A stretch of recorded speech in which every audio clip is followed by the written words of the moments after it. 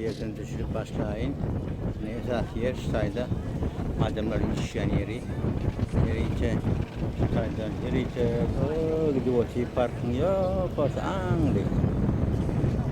Sayda piyada gidiyorlar. Velosiped gidiyorlar, velosiped treni. Yani yaşta orta düşüyorlar. Kedi kedilerin çetkiyor. Adam yaşlar.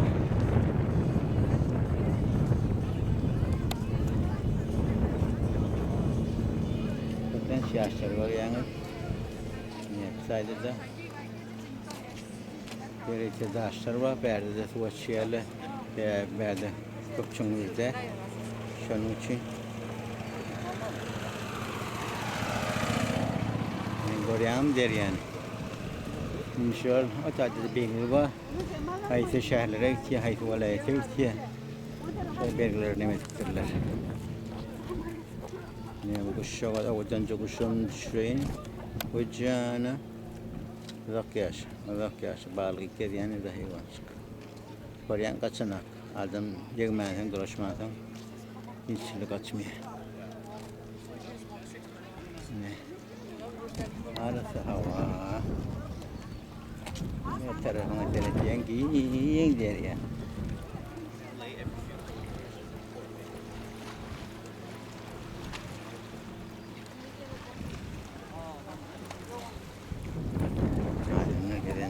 Çağızı olan gelirince tipiye çağız nayliye hem öz nayliye böyle bu da istiyor yani şimdiden belli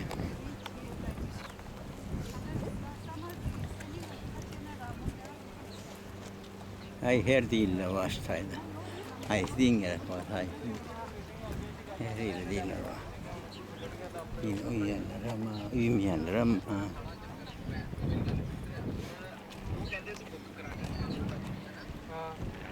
şu var eyvah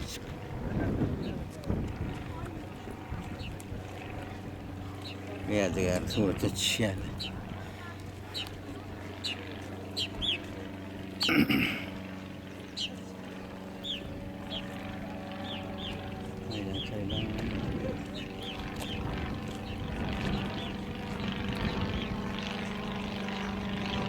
Bunun arasından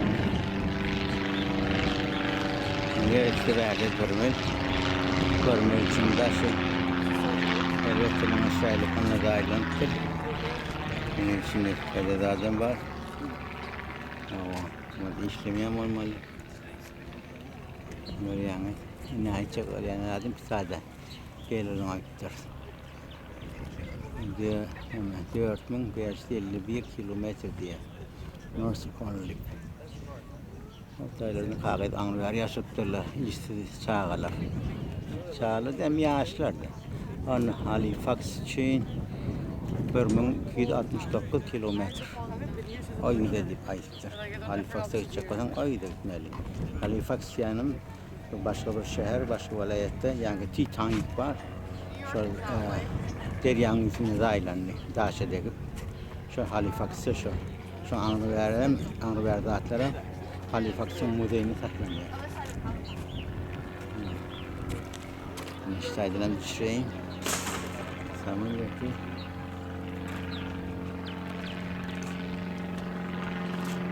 Bu maşın yerli şikaylar öyle bir tanıştırıyordum. Bunlar yani. Hadi hoş sağ olun.